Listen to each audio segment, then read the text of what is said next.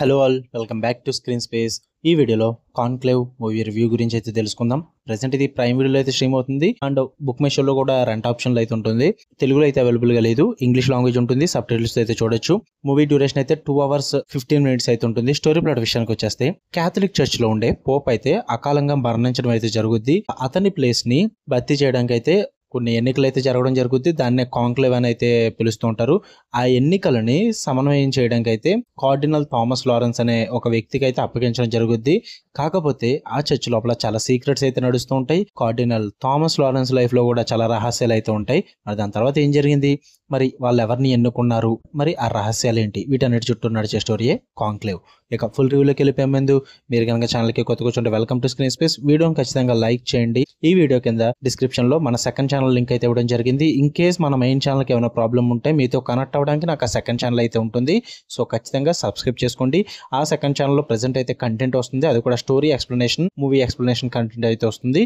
ఒకవేళ మీకు ఆ కంటెంట్ నచ్చితే వీడియోస్ కూడా చూడండి. ఇక ఈ మూవీ విషయానికి వచ్చేస్తే ఫస్ట్ థింగ్స్ ఫస్ట్, నాకైతే it was good in parts భయ్యా. నాకు ఓకేష్కి వెళ్ళిపోయింది. మీరు కనుక డ్రామా మూవీ లవర్స్ అయితే మీకు ఖచ్చితంగా నచ్చుద్ది. పాజిటివ్స్ విషయానికి వచ్చేస్తే మెయిన్ గా డైరెక్షన్ భయ్యా. డైరెక్షన్ అయితే చాలా క్లాస్ ఉంటుంది, ఎంగేజింగ్ ఉంటుంది.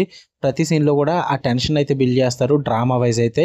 దాని పరంగా నాకు చాలా బాగా వర్కౌట్ అయింది. రైటింగ్స్ కూడా చాలా షార్ప్ గా ఉంటాయి. కార్డినల్ థామస్ లారెన్స్ అన్న క్యారెక్టర్ కి రాల్ఫ్ ఫిన్నెస్ చేసిన పర్ఫార్మెన్స్ అయితే సూపర్ ఉంటుంది. ఆ క్యారెక్టర్ కి మంచి డెప్త్ అయితే తీసుకొస్తారు ఆయన పర్ఫార్మెన్స్ అయితే. అండ్ పైగా ఇంకా వాటికన్ సెట్టింగ్స్ అయితే ప్రొటెక్షన్ డిజైన్ పరంగా, ఆర్ట్ వర్క్ పరంగా అన్ని కూడా చాలా రిచ్ గా అయితే ఉంటాయి అనమాట. మొత్తం ఆ క్యాథలిక్ చర్చ్ ని చూపించిన విధానం అయితే టాప్ నాచ్ అయితే ఉంటుంది. అండ్ బ్యాక్గ్రౌండ్ మ్యూజిక్ కూడా థ్రిల్లర్ మూడ్ కి అయితే పర్ఫెక్ట్ గా సెట్ అయిందని చెప్పాలి. ఇక నెగిటివ్స్ విషయానికి వచ్చేస్తే స్టోరీ పేసింగ్ ఏదైతుందో అది చాలా స్లోగా అయితే ఉంటుంది భయ్య. సెటప్ చేసుకోవడానికి టైం తీసుకుంటారు అండ్ వెళ్ళి ప్రొసీడింగ్స్ కూడా చాలా స్లోగా అయితే వెళ్తూ ఉంటాయి. అందరికి సూట్ అయ్యే టైప్ మూవీ అయితే ఏం కాదు ఇది. మొత్తం అంతా కూడా ఒకే చోట నడుస్తుంది ఆ చర్చ్ లోపల అన్నది.